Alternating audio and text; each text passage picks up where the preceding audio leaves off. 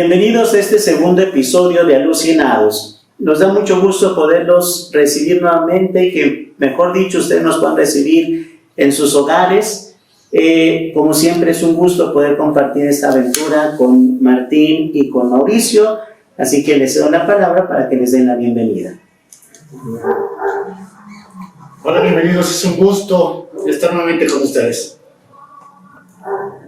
Sean bienvenidos a este segundo episodio de esta segunda temporada, que el episodio primero haya sido de su agrado y bueno, que sigan acompañándonos a lo largo de esta serie de episodios que van a estar muy buenos, que vamos a tocar temas muy profundos y que creo que va a haber muchos frutos. Nos faltó traer aquí los pañuelos desechables, pero creo que en el transcurso de la temporada los iremos ocupando.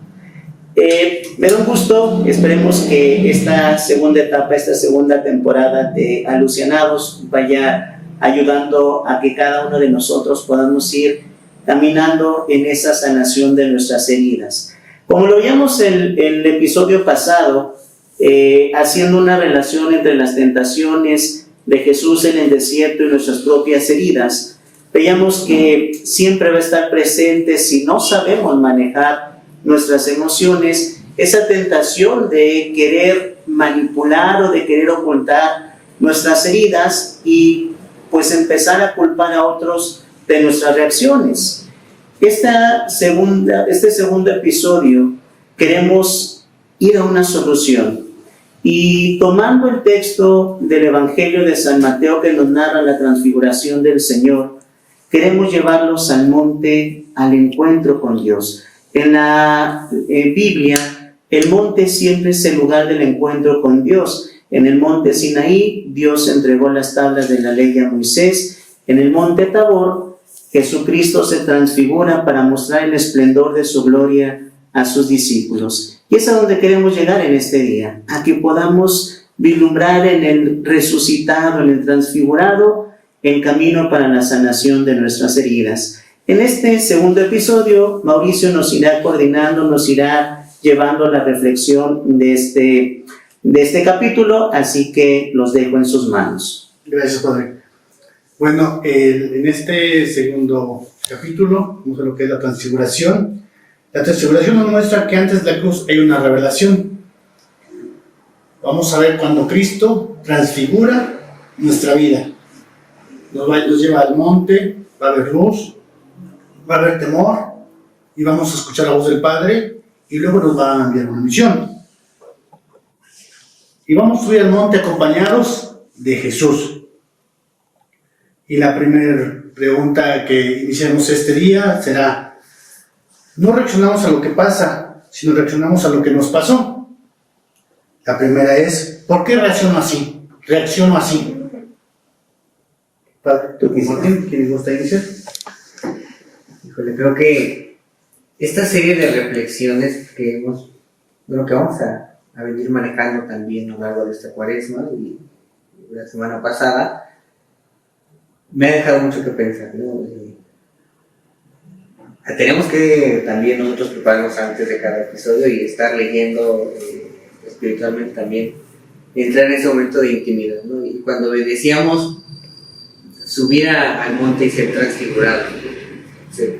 Y la pregunta de ¿por qué reacciono así?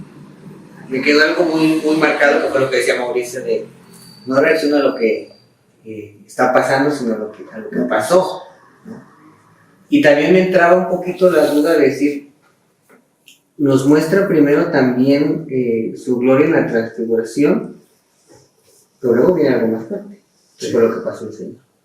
Entonces, yo ahorita les puedo compartir que esa ha sido como que mi inquietud todo este tiempo que estuvimos reflexionando para este capítulo, es decir, no reacciono a lo que me pasó, ¿no? Y dice, híjole, a lo mejor heridas de la infancia, heridas de mi familia, heridas en mi trabajo, heridas en mi escuela, heridas en cualquier parte, hasta personales, ¿no? Heridas conmigo mismo, que yo he ido ocasionando, generando a lo largo de mi vida.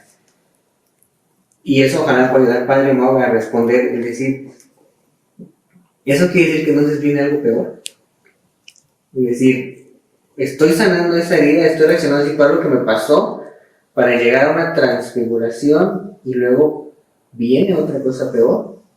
Digo, pudiera yo entenderlo así, ¿no? A lo mejor yo estoy, desde mi herida o desde mi cuestión, estoy entendiéndolo mal. Pero eso me hizo un poquito de movimiento, es decir, el Señor fue transfigurado para algo, ¿no? Que entiendo que fue también para una misión y una glorificación. ¿Yo cómo puedo entender esa parte de mi vida, Padre? O sea, ¿cómo poder decir, estoy reaccionando a lo que me pasó, que ya me hundió, que ya me hizo una herida, que a lo mejor ya hay una cicatriz, pero eso quiere decir entonces que tengo que esperar o tengo que prepararme para otra herida o para otra cuestión mayor? No sé cómo pudiera yo, no sé si me di a entender. Sí. Déjame irlo procesando. No, sí, creo que entiendo tu pregunta. Primero hay que ver que justamente la transfiguración del Señor no es precisamente para Él. La transfiguración es para sus discípulos. Y dice el prefacio de este domingo que es para quitar del corazón de los discípulos el escándalo de la cruz. Preguntas, ciertamente, las heridas siempre van a ser parte de nuestra historia también, porque sin la cruz no podemos pasar a la resurrección, no podemos pasar a la redención plena. Entonces, cuando uno no maneja bien sus reacciones, cuando uno no llega a encontrar el origen del por qué reacciono así, es decir, lo que nos decía Mauricio, no ver por qué reacciono en este momento así, sino irme hacia atrás y poder revisar por qué eso que me dijo, esa acción que realizó, ese gesto incluso, porque a veces hasta una mueca, una mirada, si yo vengo herido, lo puedo malentender y puedo pensar que esa persona me está juzgando, me está señalando, le caigo mal, pero no es eso. Yo estoy reaccionando desde esa herida que quizá no he sabido primero reconocer, ¿no? Que lo veíamos en el episodio pasado. Hay que reconocer nuestras heridas para poder entender qué es lo que tengo que hacer, ¿no? Porque de lo contrario, si yo sigo ocultándolas, si las sigo guardando, mandándolas al fondo del corazón, pues siempre estaré teniendo reacciones exageradas, ¿no?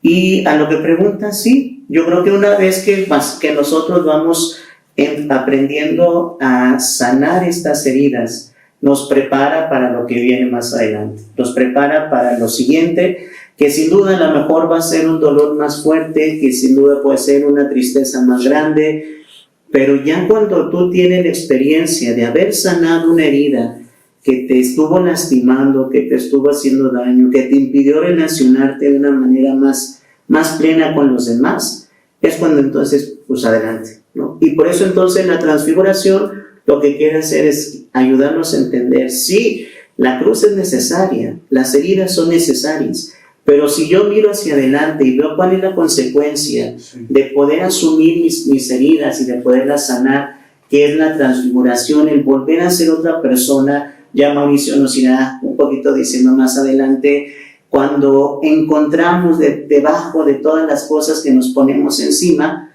encontramos lo que yo soy, ¿no? Y es esa la transfiguración, es darnos cuenta cómo quitando todo lo que yo he puesto como para protegerme de mis heridas no resueltas, descubro la riqueza que hay en mí. Y eso es lo que Cristo quiso hacer con sus discípulos, ayudarles a entender que después de la cruz viene la gloria, viene la resurrección, viene la grandeza, viene la plenitud.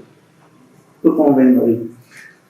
Yo ahorita meditando más, porque estuvo muy buena la pregunta que tú haces, y yo lo llevaría de la siguiente manera, que la transfiguración te lleva con esas dos personas que aparecen para dar cumplimiento a la ley y los profetas. Y en este caso es para que te encuentres directamente con el Señor, que quites a un lado toda tu visión del pasado y te fijes en el presente, en tu realidad que Él quiere conducirte, para que tú puedas seguir caminando con Él como lo que tú buscas, a lo que te vas a enfrentar en el proyecto que puedas surgir en tu vida. Procesando la información. Sí, creo que sí es, bueno, ya es un poco más entendible, pero también ciertamente vamos a cambiar un poquito, generar un caso hipotético. Sí, ciertamente hay personas y creo que poniendo experiencias meramente del trabajo pastoral que se está haciendo en el taller, compartiendo experiencias, hemos visto que sí hay gente que lo ha sanado, ¿no? Y que está preparada para otra, como bien lo decía usted, pero como bien lo mencionaba, ¿no? Para otra herida, otra cuestión que tiene que pasar, como esta transfiguración de esta herida ya la sanó, hay una transfiguración, pero ahora viene otra cosa, ¿no? Y ahora viene lo bueno. Pero hay quienes aún no logran sanar. Entonces, ¿cómo se puede llevar este proceso? Porque poniéndolo ya como sobre la mesa, sería un hundimiento mayor, ¿no? Y el no haber logrado sanar esas heridas, empezar una transfiguración con una herida abierta, creo que puede ser mucho más doloroso, ¿no? Creo que no puede llegar a realizarse. Entonces, ¿cómo se puede ir trabajando esta parte? Creo que aquí justo la Cuaresma nos da esa pedagogía de la misericordia. A nosotros que nos toca mirar precisamente muchas de las veces el dolor y el sufrimiento de los hermanos que están pasando por situaciones que han venido arrastrando muchas de las veces por años, desde la primera infancia hasta la actualidad. Y creo que en ese sentido la misericordia tiene que ser el camino por el cual. Y la misericordia traducida precisamente en escucha atenta a esa persona que de alguna manera no ha sabido entender lo que le ha pasado, que no ha podido comprender, siguiendo tu planteamiento en un caso hipotético.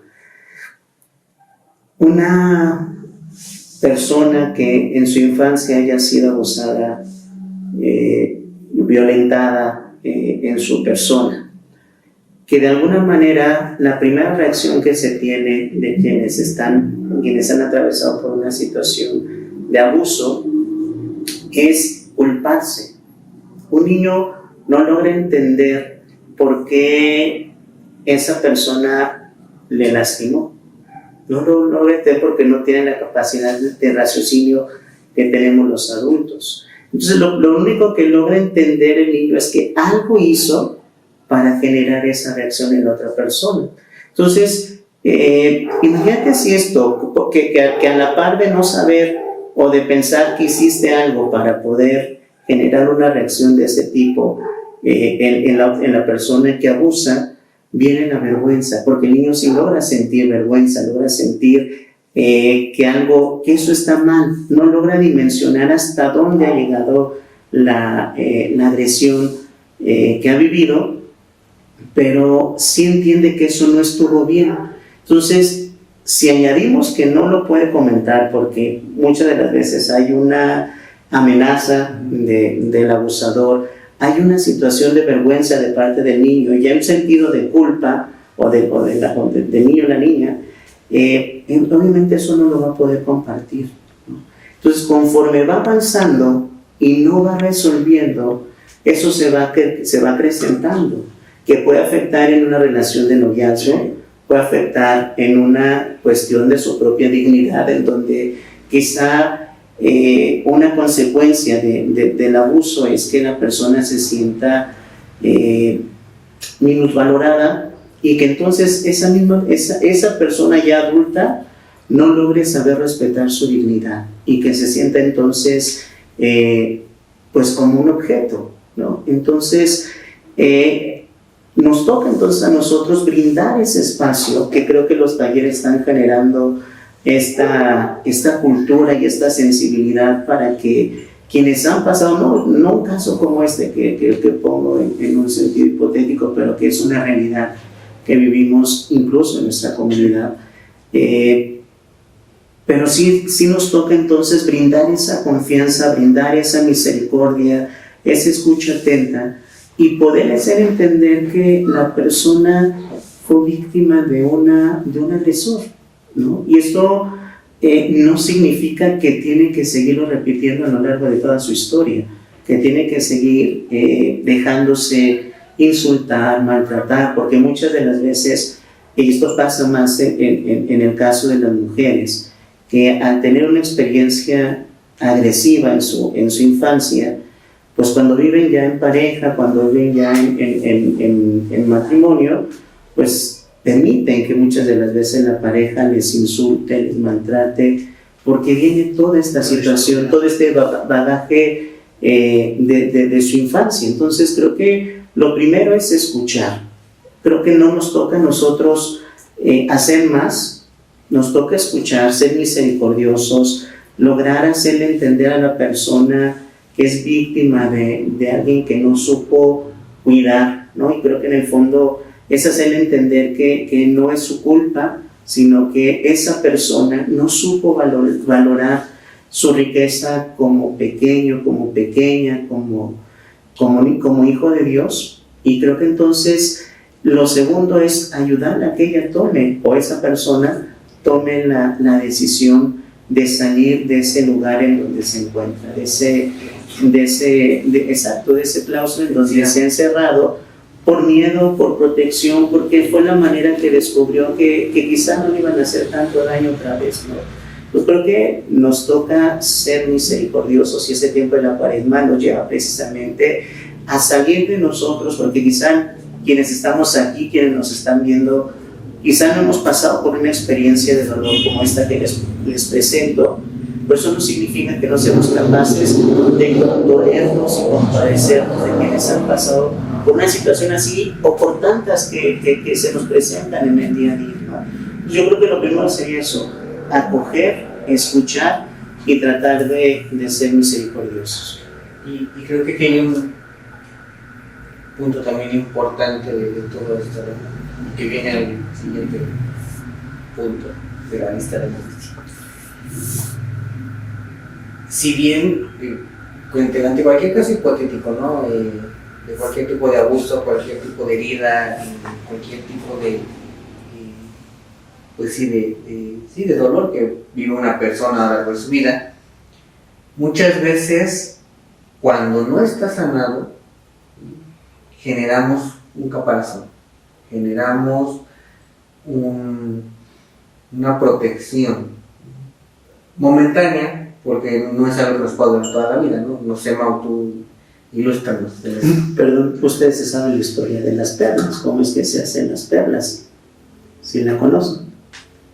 La arena que entra en la ostra lastima el interior de la ostra, y lo que hace es que con la propia sustancia que va generando al interior es digamos, como coloquialmente la saliva, la baba que va generando, va haciendo que esa tierra que era arenosa y que estaba lastimando, poco a poco se vaya puliendo hasta llegar a ser una perla.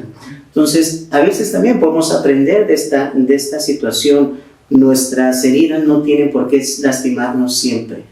Podemos transfigurarlas y podemos convertir en una perla preciosa, ¿no? Perdón, no, que te haya interrumpido.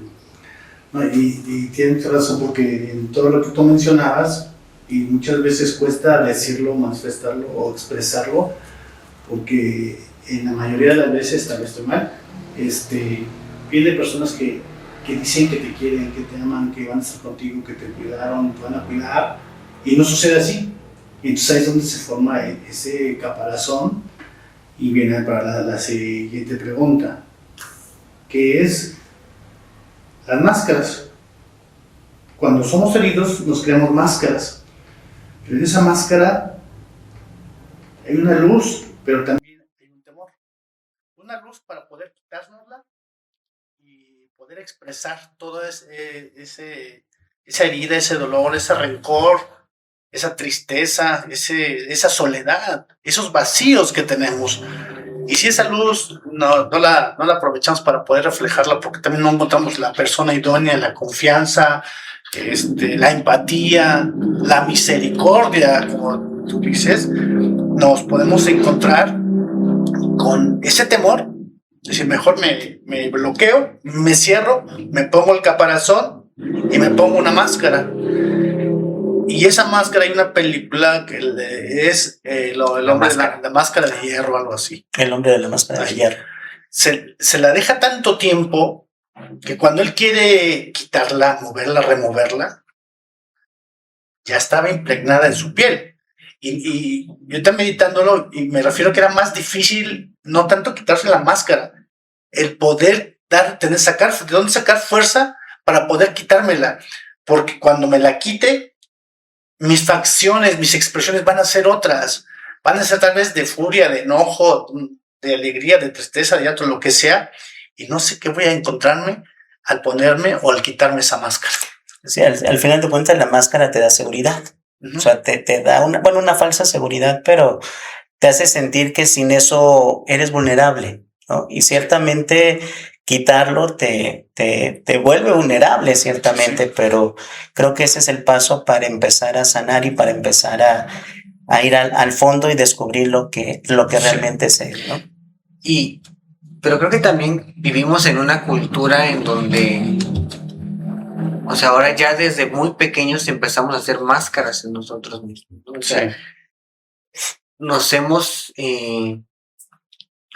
desfigurado tanto que ya desde muy pequeños tenemos la necesidad de generar una máscara en nosotros, ¿no? Por lo que sea, o sea, hoy en día estamos expuestos a tantas cosas en el mundo, como niño, como joven, como adolescente más, y nos vemos en la necesidad de generar una máscara, ¿no? O máscaras, porque no nada más puede ser una, o sea, puedes tener de todo, ¿no? Y yo lo puedo compartir así, como un ejemplo con adolescentes, ¿no? Pues en clase, en el colegio, en un momento pregunté, ¿no? ¿Quiénes de aquí le han contado algo personal, algún dolor? Estamos viendo justamente este proceso de la cuaresma, de transfigurar, de convertirse, de las heridas. Y decimos, ¿quién de aquí le ha contado a alguien, a un compañero, amigo de aquí, ¿no? Pues pocos levantaron la mano, que es algo que casi no sucede, porque los jóvenes o los adultos se comparten hasta la botella de agua, ¿no? Entonces es más común que se cuenten todo, pero esta ocasión me sorprendió que eran menos los que le habían levantado la mano. Y cuando preguntaba el por qué, decían, es que no tenemos confianza. Entonces, eso me llamó mucho la atención, decir, se está perdiendo la confianza, y es entre pares, o sea, estamos hablando de la misma edad, o sea, decir, no es tan fácil que un adolescente le vaya a contar a Mauricio algo, porque obviamente va a decir, o sea, si hice algo malo me va a regañar, me va a reprender, así, no va a entender. Sí, no, pues no va a entender a la chaviza, pero entre de la misma edad o similar, en la misma etapa de desarrollo, sí se me hace muy, muy, muy sorprendente que ya tengan la necesidad de generar una máscara, ¿no? Y aparte estamos haciendo que también se incremente, se fomente la mentira, el odio, la falsedad, desde pequeños, o sea, ya desde pequeños vamos creciendo con todo ese tipo de cosas que nos van limitando a una transfiguración, ¿no? ¿Por qué? Porque yo no sé, corríjanme si estoy mal, eso limita que mi herida sane, ¿no? O sea, el que vaya, no sé, voy a poner un ejemplo así muy X, que casi no pasa en las familias, ¿no? Que se pelean los papás y la mamá, dile a tu papá que te sientes mal, ¿no? Pero para traer al papá, ¿no? O dile a tu papá que yo me caí por las escaleras. O sea, hacer que el niño mienta para jalar al papá o a cualquier, o la mamá, no lo sé. Pero eso pasa realmente, ¿no? Sí, es más común. Y desde ahí entonces ya no se está ayudando, aunque el niño pueda sanar la herida, al contrario, está fomentando que empiece a mentir, que empiece a ver que las mentiras son normales, no va a decir, pues es que es una mentira piadosa, como se dice, ¿no? Y creo que ahí se empieza a fortalecer esta parte de la falsedad, que ya traer máscaras hace muy común. O sea, ya lo que decíamos la semana pasada, de la autenticidad, ¿no? Es decir, ya el ser auténtico no me importa, porque tengo algo, que momentáneamente me hace feliz. Fíjate lo que tú estás diciendo, que de niño empiezas con una máscara o empiezas a creerte modificar toda tu forma de ser. O te hacen O crear. te hacen, empieza a crear de niño. Vamos a poner un niño que a lo mejor sus papás se separaron. Fíjate cuando llega adolescente, ¿cuántas máscaras ya lleva? Cuando llega a su juventud, ¿cuántas lleva? ¿Y cuántas va a crear cuando tenga su pareja, su novia? Y te lo razonaba, decía, imagínate cuando llegamos ya al matrimonio, ¿con cuántas máscaras llegamos? Y yo igual lo sigo razonando, decía, a ver, Mauricio, ¿cómo llegaste hasta tu matrimonio? Pues a lo mejor nunca fui al monte a platicar con el Señor, o ni siquiera a platicar con mi papá o mi mamá. No me encontré con nadie.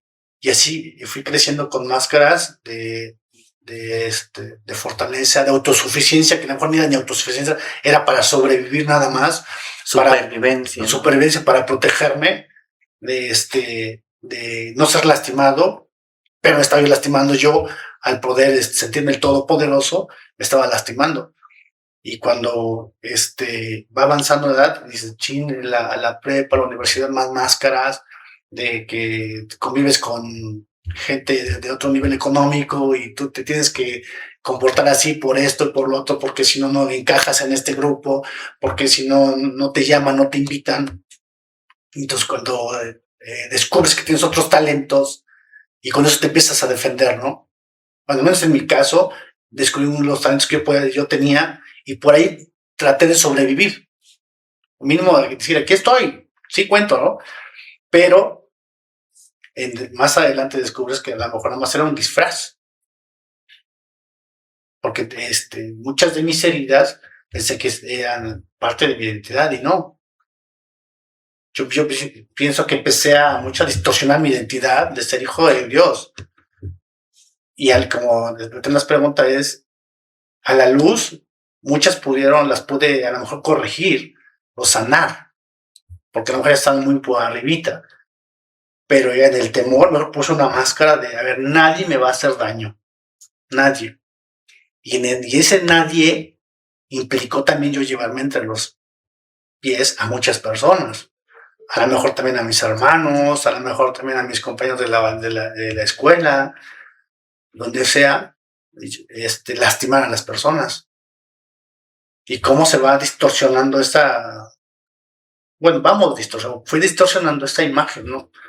Y cómo llegó mi matrimonio, pues por gracia de Dios, creo que hubo un momento en que sí me encuentro con el Señor en la oración en el monte subir. Pues aquí estoy, Señor, aquí estoy con mis heridas, aquí estoy con todo lo que soy, ayúdame. Y creo que la luz de su palabra, estar encontrarme con él, es cuando sí empiezo a sanar muchas de las grandes heridas. Y que gracias a eso, pues ya le llevamos en mi matrimonio, en este caso, ¿no? Pero sí, ahorita partimos de la juventud, de tu ejemplo, ¿no? Pero también es muy difícil, en este caso, como sacerdote. ¿Cómo te encuentras? O sea, ya fuiste al monte a orar, ok, perfecto. Pero un momento en que te encuentras con soledad en el seminario, te encuentras con que te van a cambiar de parroquia, te van a llevar para acá y volverte a encontrar aunque es una ciudad de México, las culturas son muy diferentes, la gente muy diferente, todo eso. ¿Cómo te encuentras tú en ese sentido, padre? Sí, es cierto, en mi caso, cuando estábamos revisando el taller, como lo íbamos a implementar en las comunidades, me descubría yo también con máscaras que de alguna manera yo las tenía como parte de mi personalidad, ¿no? Yo en el fondo soy una persona extremadamente introvertida y algo que yo he tratado de utilizar como para no mostrar esa vulnerabilidad, pues ha sido tratar de ser en algunos aspectos ameno, tener siempre como algún chiste, algún comentario que pudiera generar un poquito la ruptura de cuando yo me siento vulnerable. Pero creo que también en ese sentido no es solamente una cuestión de ser introvertido, es también a veces el tener que descubrir que mi vulnerabilidad está en todos los acontecimientos del ministerio, ¿no?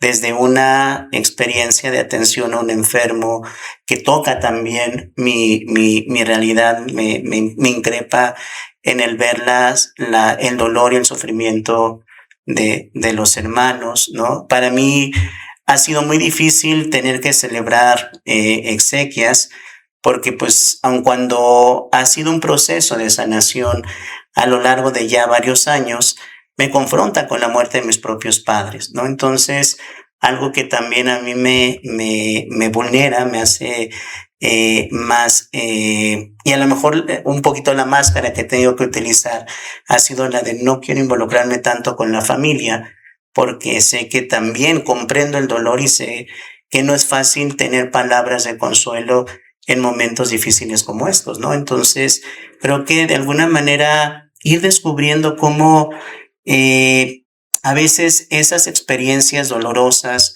nos ayudan en ese momento a poder reaccionar y a poder sobrevivir, como lo decían hace un momento, no significa que tienen que estar siempre presentes, ¿no? No significa que nos vayan a ayudar siempre. Ayudan en un momento, generan un consuelo, generan una tranquilidad. No nos morimos en esa situación que nos presenta, ¿no? El diseño con el que Dios nos ha creado es tan perfecto que incluso podemos tener estos mecanismos de defensa que nos ayudan a sobrevivir ante un dolor, ante una situación que nos supera. Pero creo que más allá de lo que vamos descubriendo cada uno de nosotros en nuestro estado de vida, a mí sí me inquieta lo difícil que es poder generar una expresión de los sentimientos. ¿Cuántos de nosotros estuvimos acostumbrados a que cuando nos preguntan ¿cómo estás? La respuesta es bien, ¿no? Así nos enseñaron, así nos acostumbramos, aunque dices bien, aunque por dentro estoy con la angustia de que quizá el trabajo lo puedo perder, estoy con la angustia de que mi matrimonio está a punto de perderse, estoy con un problema con mi hijo que no lo logro entender y no sé cómo ayudar. En realidad, muy pocas veces nos hemos dado la oportunidad de poder llegar a eso que en realidad somos y que nos permite sí decir, pues este soy yo, ¿no? De alguna manera, pues con mis inquietudes, con mis temores, con mis momentos de alegría, con los momentos de tristeza, de incertidumbre. Pero creo que sí es importante también ir generando ese cambio de actuar, ese cambio cultural que nos permita ser más cercanos a nuestras emociones, ¿no? A mí me llama mucho la atención que en muchas escuelas, desde la temprana edad, tienen como rotafolio o algún instrumento para que los niños expresen cómo se sienten, ¿no? Y de hecho está ahí marcado, ¿cómo te sientes hoy? Y entonces por colores están identificadas las emociones y el niño entonces va aprendiendo a decir, si es como rojo, pues estoy enojado porque a lo mejor yo no quería venir hoy y me obligó mi mamá. Entonces va ayudando a que los niños vayan entrando también en esa sensibilidad y a descubrir y a ponerle nombre, porque creo que también algo que nos ha afectado muchísimo a los adultos, quizá estas generaciones más recientes no han tenido ya otra formación, pero a los que somos millennials hacia atrás nos ha tocado comúnmente decimos apechugar, ¿no? Sí. O sea, tener que decir te aguantas y lo que viene y lo que sigue y volvemos a la pregunta que hacía Martín, ¿cómo enfrentar a la siguiente herida si traigo abierta la anterior, si todavía no he sanado la pasada y si todavía no he podido entender por qué reacciono como reacciono, ¿no? Pero creo que sí es importante aprender a no solo identificar nuestras máscaras, sino también a darnos cuenta cómo, lo decías Martín, lo decías tú también Mauricio, la misma sociedad nos va haciendo caer en una evasión de nuestras emociones, Me llama la atención lo que decías, Martín, ¿no? Es que la falta de confianza entre los adolescentes, cuando estamos en la era de la tecnología y de la comunicación, en donde pueden estar conectados y siguiendo a chavos que les gusta el K-pop y que están en Corea y que están unidos en un mismo interés, pero en el tú a tú no tienen esa capacidad, ¿no? Y todavía peor, cuando no saben todavía cómo expresar estas emociones, la agresión que se va acumulando también, ¿no? El caso de los días pasados en Tláhuac, de estos dos jóvenes que uno agrede al otro y que está hasta este momento, pues está debatiéndose entre la vida y la muerte. Entonces, ¿cómo también no saber encauzar nuestras heridas, nuestras emociones, puede generar un punto en el que al no saber qué hacer, lo primero que me viene es lo primero que siento es lo que hago, ¿no? Y nos volvemos presas de lo que sentimos, de esta inmediatez, que de alguna manera la transfiguración nos quiere llevar a ver más allá, a darnos cuenta que esto que estoy sintiendo no es lo auténtico o no es lo que me define, ¿no? En este momento me está haciendo daño, pero no significa que va a estar siempre. Tanto la felicidad como la tristeza pasan, ¿no? Santa Teresa lo dice de una manera muy bella, ¿no? Nada te turbe, nada te espante. Dios es el único que no se muda. Todo lo demás va a cambiar. Habrán momentos buenos, momentos malos. Dice el Siráside, hay un tiempo para nacer, un tiempo para morir, un tiempo para amar, un tiempo para sufrir. Y eso también lo tenemos que aprender a vivir, a darnos cuenta que nada es eterno en esta vida, ¿no? Y bueno, siguiendo esta línea y esperando no sacarme de tuyo, Mauricio, no sacarme de irme por otro lado, creo que también es importante ver esta parte de decir, si generamos una falta de empatía, de confianza, pero también el Evangelio nos muestra otra cara bella, ¿no? Que Jesús no fue a transfigurarse solo, sino iba a acompañar. Y decir, no tenemos por qué pasar por ese momento solos. Y es difícil muchas veces cuando tienes una experiencia de falta de lealtad, de respeto, de confianza. Es muy difícil que a lo mejor esa transfiguración la puedas llevar en una comunidad o con hermanos o con gente que te pueda apoyar, ¿no? Se convierte ya en una máscara.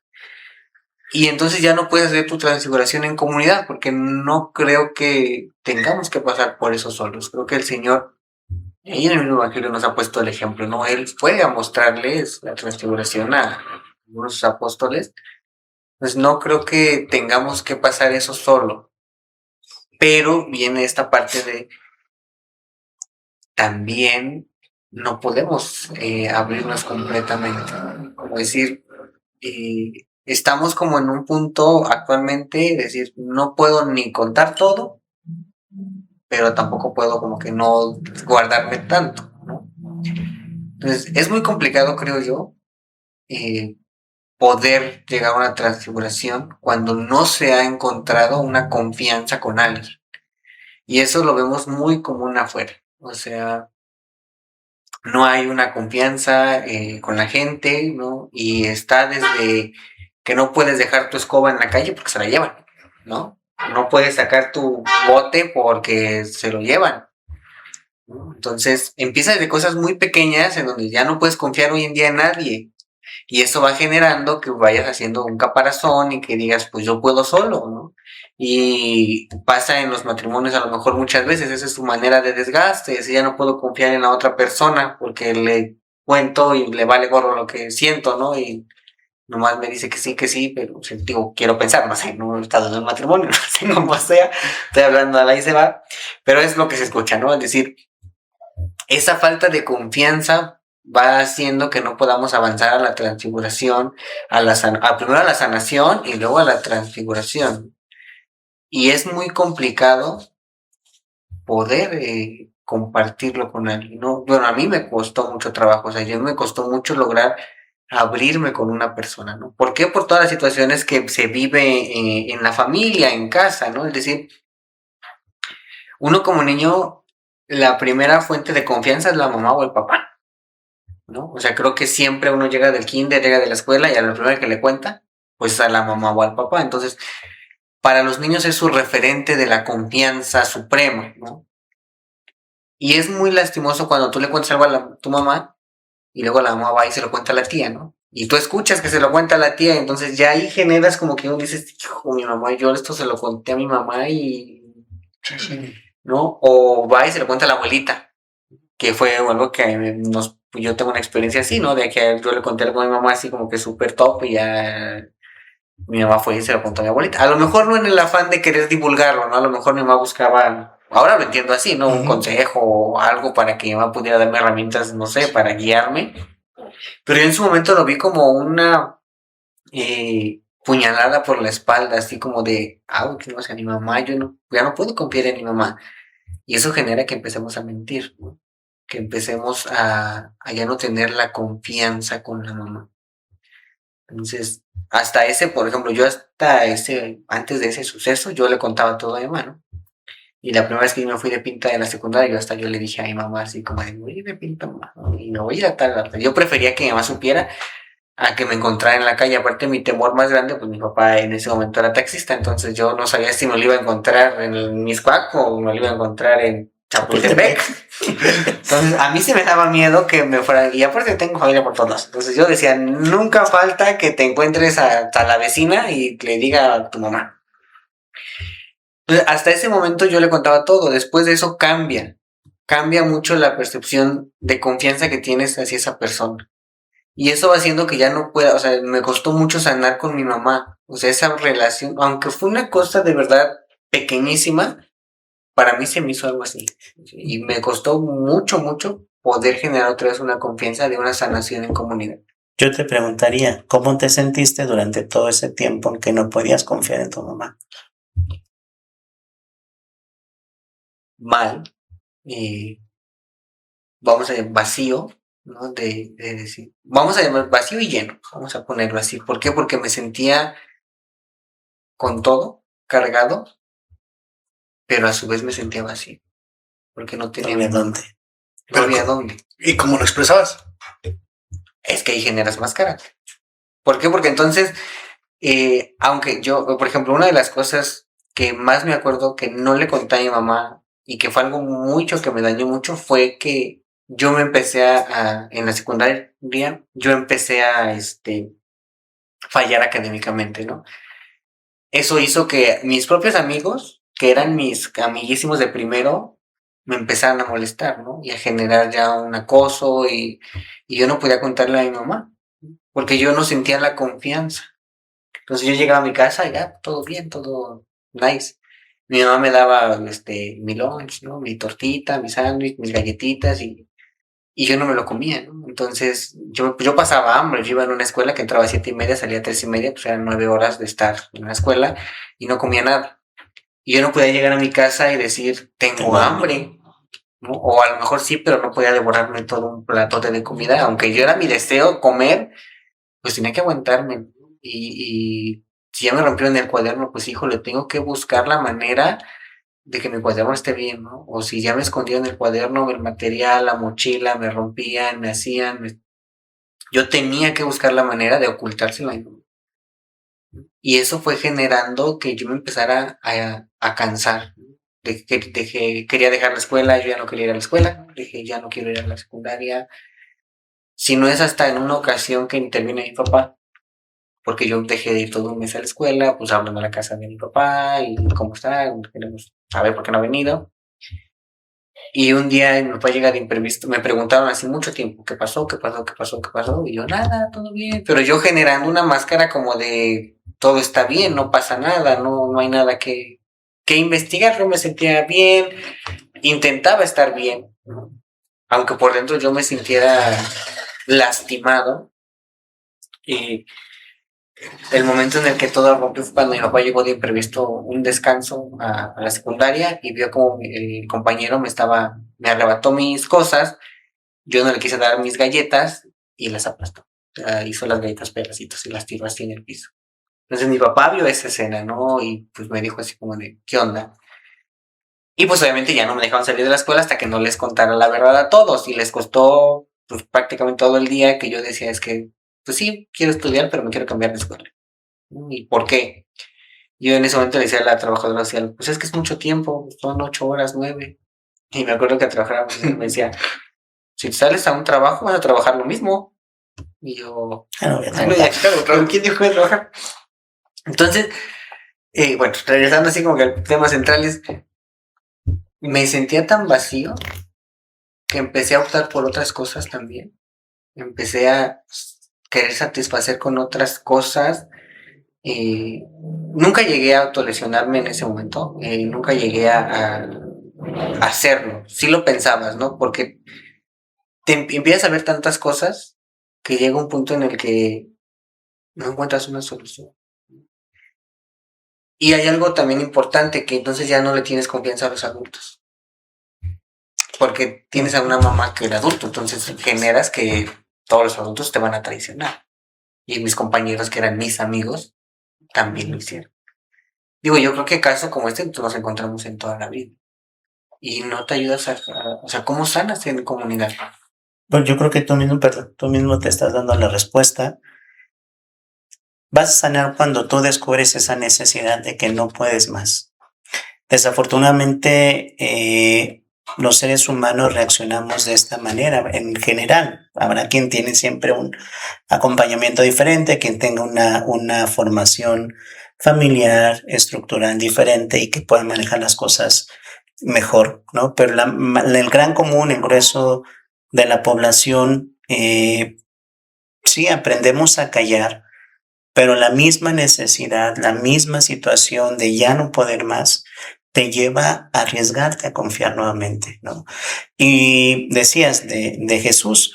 Jesús sube al Tabor no con los 12, sube con Pedro, Santiago y Juan. De los 12, sube con 3, ¿no? Entonces, de alguna manera también es entender, no todos van a ser los que, no puedo decir dignos de la misma confianza, ¿no?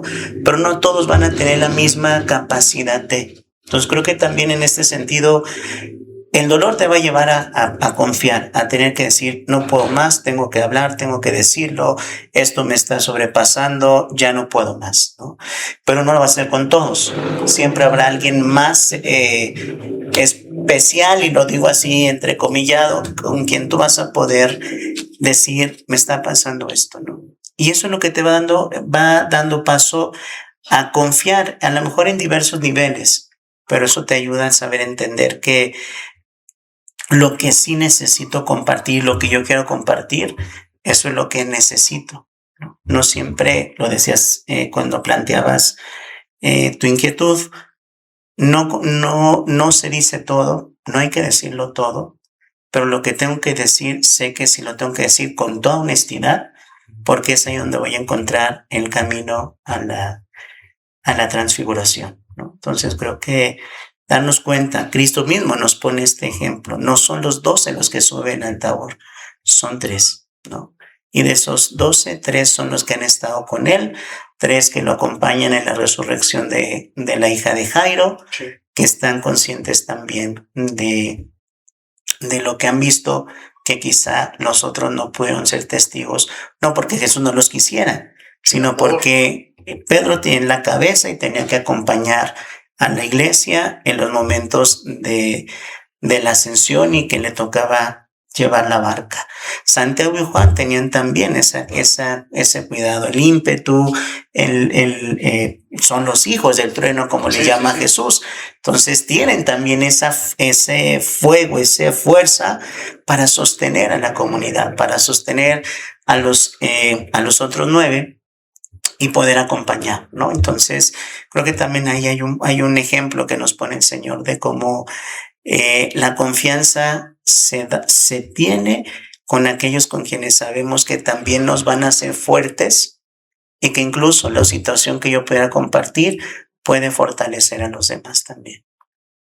Y andando un poco, si estoy mal me corriges, padre, estos tres tuvieron el privilegio, podemos decirle, de subir, pero también esos tres lo acompañan al Monte de los Olivos,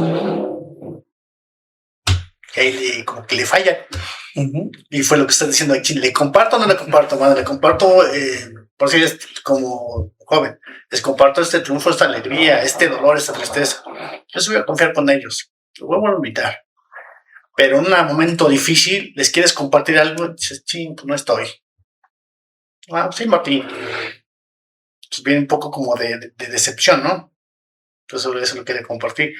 Y para ir cerrando esta última etapa, viene la última pregunta, que me gusta. Cristo está transfigurando tu historia, o quiere hacer transfigurar tu historia, pero para eso tenemos que reconocer nuestras heridas. ¿Y cómo la vamos a reconocer? Antes de herir o de herirme, herir a los demás, aprender a amarme, aprender a amar. Creo que es muy fuerte lo que mencionas, pero es la esencia. Al final de cuentas, yo no soy la máscara que me he puesto, o las máscaras que me he puesto. Yo no soy las máscaras que me han puesto a la sociedad también, ¿no?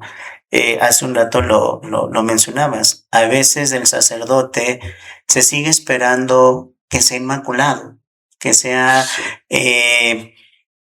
Y hasta cierto punto tiene razón de ser, porque nosotros hemos sido, dice el texto de los hebreos, tomado de entre los hombres para ser puesto al servicio de los hombres, ¿no? En un proceso de configuración con Cristo.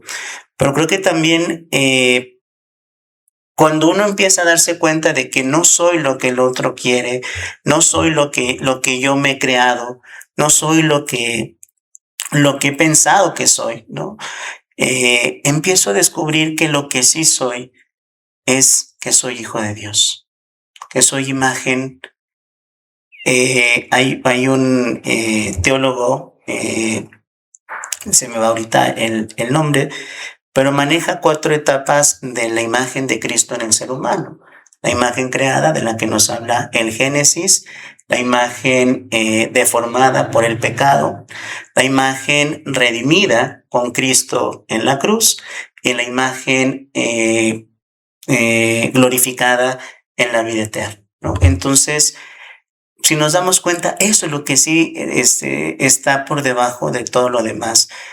La imagen de Dios, que ha sido sin duda creada a la perfección, deformada por el pecado, redimida por Cristo y que será planificada en la gloria, en la vida eterna, ¿no? Entonces creo que esto es lo más importante. Cuando yo empiezo a quitar esa coraza de la que hablaban, cuando quito las máscaras, cuando empiezo a sanar mis heridas y voy viendo que detrás de todo eso soy hijo de Dios, imagen de Dios, aprendo a amarme, aprendo a valorarme, aprendo a descubrir que el dolor que viví pues ha sido también la oportunidad de ser imagen redimida, ¿no? Sí. Si dejo que Él siga siendo sobre en mí.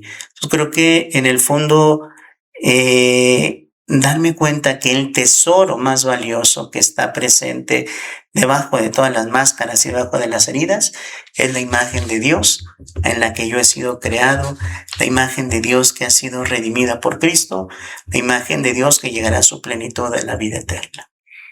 Yo, viéndolo así, es de descubrir cada etapa de tu vida, cada etapa, para poder que cada etapa de mi vida, la cruz no es el final de mi vida. No es el final de mi vida. Puede ser de mi niñez, de mi juventud, de mi adolescencia, de mi matrimonio y en forma personal de la edad adulta, que no va a quedar ahí, que esa herida no me va a marcar, porque fui creado por amor, con amor y para amar. Y que nunca va a ser tarde del poder acercarme al monte, descubrir la luz, descubrir mi máscara, si es posible quitármela inmediatamente y poder reconocerme que soy un hijo amado de Dios. Y un hijo amado de Dios que nunca va a ser tarde, por muy herido que estés, descubrirlo. Porque fuiste creado por amor. Y reconocerte hijo de Dios, más allá de las etiquetas con las que has crecido, más allá de los malos momentos que lo que has vivido en tu adolescencia, como sacerdote, como matrimonio, que no van a marcar tu etapa para poder seguir creciendo. Que eso te ayude a poder manifestar la gloria de un Dios en quien tú crees y que te has acercado y que lo descubriste y que estás buscando que transfigure tu vida, que estás buscando que transfigure tu adolescencia, que estás buscando que te transfigure en la escuela, que te transfigure en el transporte público, que te transfigure en mi matrimonio, cotidiano. Con tus debilidades, con tus fortalezas. El Señor tiene todo el poder para poder hacerlo. Simplemente decirle, Señor, aquí estoy, esta es mi historia, quiero sanarla. ¿Tú puedes hacerlo? Quiero hacerlo. Jesús, hijo de David, ten compasión de mí, porque quiero amar.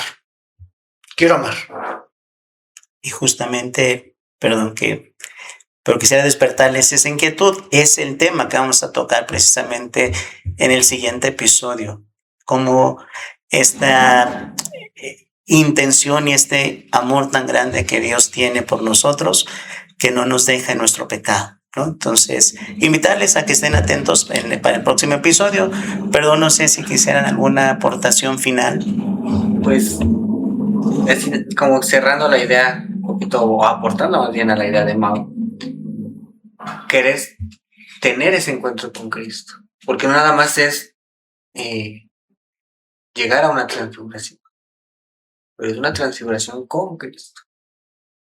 Porque sí, podemos buscar en muchos lados una transfiguración, una transformación, pero teniéndola con Cristo, vamos a entender lo que tú decías, ¿no? De ser hijos amados de Dios, que fuimos creados para algo grande, que no fuimos creados para algo momentáneo, para tener una máscara, para aparentar. Fuimos creados con un propósito mayor. Como tú decías, la cruz no es el final, es el principio de algo grande. Más grande. Porque estamos creados para amar intensamente.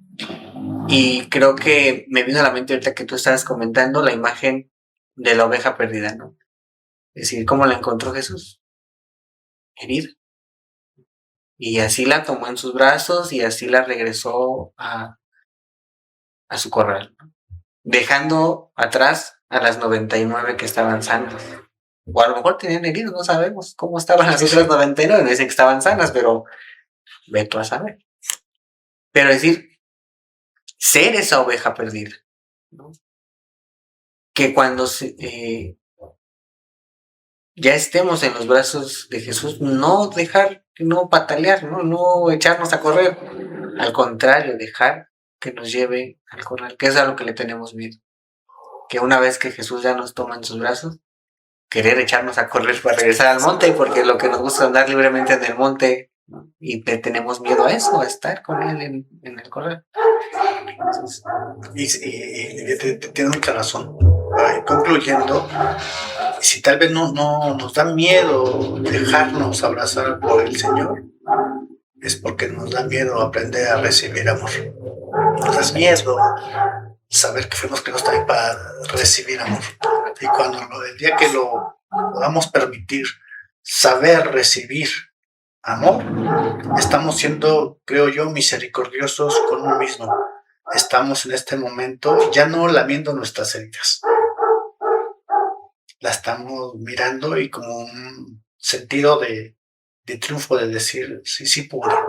Esta fue mi pequeña cruz y con Dios salí adelante. Sí, es cierto. Hasta el mismo Señor tuvo se dejó ayudar con el camino de la cruz por el cirineo. Y creo que eso también nos tiene que quedar a lo mejor como un aprendizaje. La cruz nunca la llevamos solos. Siempre es necesario poder pedir ayuda, pedir que nos ayuden a cargarla, como también en otros momentos nos tocará hacer cirineos para nuestros hermanos, pero también darnos cuenta que la transfiguración no es para nosotros. Cuando podamos sanar y podamos transfigurar nuestra vida, todo va a cambiar en la familia, todo va a cambiar en nuestro entorno. Y creo que hoy más que nunca nos hace falta esto, dejarnos transfigurar. La violencia que se está viviendo en nuestro país es exacerbada, ya no es algo que pudiéramos decir tiene una lógica humana. Esto está sobrepasando las mismas capacidades del ser humano y creo que necesitamos personas y familias transfiguradas que puedan cambiar su entorno. Pues les agradezco, gracias por creo que yo me quedo con una sensación de tranquilidad, pero también con un dolor, no en un sentido negativo, sino con ese dolor de saber, puedo compartir la vida de mis hermanos también, ¿no? Muchísimas gracias. Agradecemos a todos ustedes su atención.